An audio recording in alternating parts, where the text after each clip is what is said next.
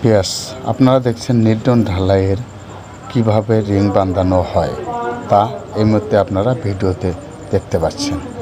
তো আসলে এই নেলডেনটা বানানো হয়েছে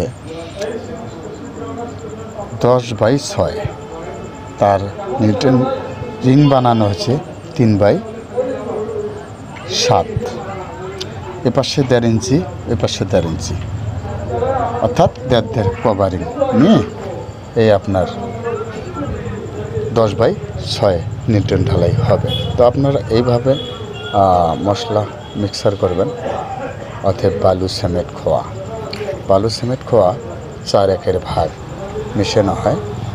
তো আপনারা 5 সেফটি খোয়া 1.5 সেফটি সিমেন্ট এইভাবে আপনারা মিক্স করবেন। বালু খোয়ার অর্ধেক সমতুল্য বালু এভাবে আপনারা মিক্স করবেন। তো আপনারা নিউটন ঢালাই কীভাবে হচ্ছে তা আপনারা নিজে চোখ দিয়ে দেখুন এবং আপনার নিজের দক্ষতা অর্জন করুন। তো আপনারা এভাবে করবেন কাজ। তো